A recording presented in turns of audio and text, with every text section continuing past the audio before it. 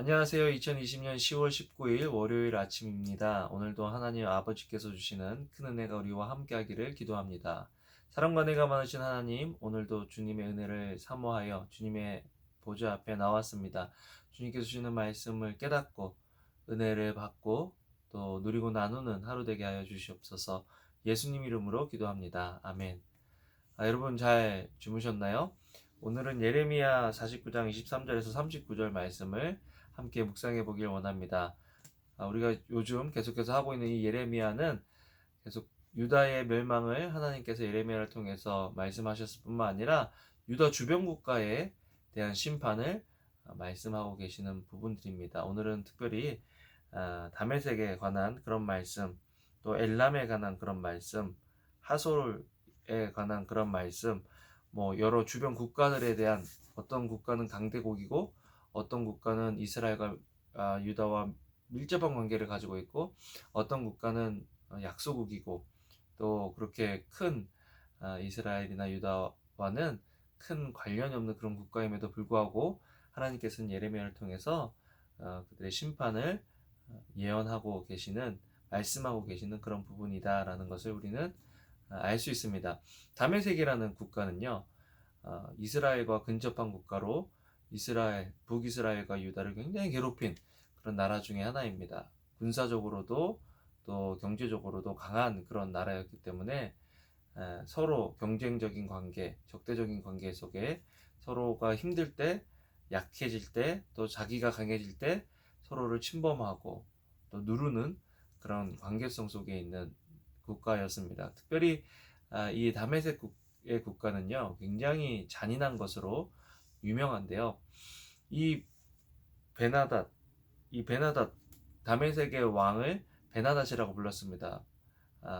하닷이라는 것이 뒤에 이렇게 보면 폭풍의 신, 그래서 벤하닷 할 때 벤은 누구의 아들, 그래서 폭풍의 신의 아들이라는 그런 이름으로 그 왕을 불렀는데 정말 폭풍처럼 주변 국가를 아주 괴롭히고 잔인하게 못살게 굴던 그런 나라였다는 것을 우리는 알 수 있습니다. 그런데 하나님께서는 이 남유다와 북이스라엘을 심판하셨을 뿐만 아니라 이 주변에 있는 국가들도 심판하셨다. 여러분, 우리와 하나님과의 관계성 속에서 우리가 하나님께 죄를 지었기 때문에 어떨 때 우리가 심판을 받고 벌을 받죠.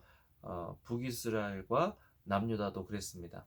그런데 기억해야 될 것은요. 난 하나님하고 관계가 없어 상관이 없어라고 하는 사람들도 하나님의 심판 앞에 선다라는 것입니다. 여러분 제가 모압에 대해서 계속해서 설교하면서 큐티하고 함께 나누면서 그런 얘기를 했잖아요. 하나님 모르는 자들은 어, 한 번에 단번에 심판을 받고 단번에 무너진다. 그런데 나중에 보면 모압의 회복에 대해서 나와요. 저는 계속해서 모압이 회복되지 않을 것이다 라고 이야기했는데요. 오늘은 아내가 여보 말씀 보니까 모압도 회복되던데 저도 그 말씀을 보고 하나님께 계속해서 지금 드리고 있는 질문은 뭐냐면요. 모압이 회복된다고 해서 모압이 하나님을 모르던 이전에 잘 나가던 상태로 회복된다는 게 아니에요. 하나님 모르고 교만했던 모압은요, 완전히 망해요. 오늘 말씀하고 있는 이 엘람이라는 나라도 마찬가지입니다. 포로로 잡혀갔다가 다시 회복될 거라 그랬는데, 포로로 잡혀간 사람들이 회복된 게 아니에요. 새롭게 회복된 것이지. 그런 의미에서 이렇게 하나님께서 주변에 있는 국가들을 심판하신다라는 것들은 두 가지 측면을 볼 수 있습니다. 하나는 하나님이 우리뿐만 아니라 안 믿는 사람들 속에서도 역사하시고 그들의 삶을 주관하신다라는 것입니다. 우리가 믿는 하나님에 대해서 우리가 우리의 생각, 우리의 믿음을 더 확장시킬 필요가 있어요. 크게 가질 필요가 있다는 거죠. 그래서 우리 주변에 일어나고 있는 일들에 대해서 우리가 두려워하거나 떠는 것이 아니라 그 속에서 하나님께서 어떻게 역사하실 것인지를 믿는 자로서 바라보고 기대할 수 있어야 한다는 것입니다. 두 번째는 하나님께서 이 주변에 있는 이스라엘 주변, 유다 주변에 있는 국가들에 대해서 심판할 것이라고 말씀하셨는데 그 심판할 때 회복되어지는 그런 과정에서 하나님께서 우리를 어떻게 사용하기를 원하시냐 하는 것입니다. 여러분 그들이 하나님께서 회복시키신다라고 하실 때 회복은 진짜 회복은요 그들에게 복음이 들어가는 거였거든요. 여러분 생각해 보세요. 하나님 모르고 있다가 심판받았어요. 그런데 그들이 회복된다고 할 때 또다시 하나님 모르는 상태로 잘 사는 것, 그것은 회복이 아니에요. 그들에게 있어서 회복은 하나님을 알게 되는 회복이 진정한 회복이다라는 것입니다. 여러분, 요즘 우리 주변에 힘들어하는 사람들이 참 많죠. 그들에게 있어서 우리는 어떤 역할을 해야 될까 생각해 보면요, 우리는 그들에게 복의 통로가 되어야 된다는 것입니다. 이스라엘 남유다가 지금 잘못 살고 있는 이유 중에 하나는요, 그들 자신만 바라보고 있었다라는 거죠. 그들을 통해서 주변에 있는 국가들 천하 만민이 복을 얻게 하겠다라는 하나님의 계획과 목적에 상관없이 살아갔기 때문에 하나님께서 그들을 벌하셨다라는 것입니다. 여러분, 우리도 지금 상황에서 어떻게 우리가 다른 사람들의 복이 될 수 있을까?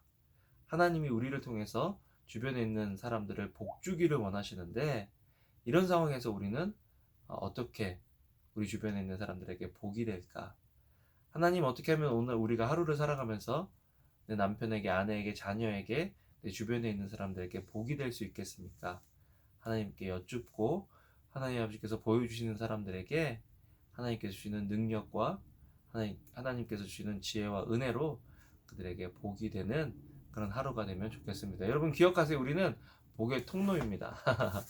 그리고 나눠줄 복이 우리 속에 있어요. 예수님이 우리 속에 계시다면요. 그래서 그 예수님을 의지하고 오늘도 복된 하루 살아가기를 주님의 이름으로 축복합니다. 기도하겠습니다. 사랑과 은혜가 많으신 하나님, 심판의 때에 회복을 말씀하시는 그 주님, 그 회복의 때에 우리를 사용하여 주시고 우리를 통해서 주변에 있는 사람들이 회복되어지는 놀라운 역사가 일어날 수 있도록 주여 도와 주시옵소서. 감사를 드립니다. 예수님 이름으로 기도합니다. 아멘. 여러분, 오늘도 좋은 하루 되시고요. 사랑합니다. 주변에 있는 분들에게 사랑한다고 꼭 얘기해 주세요.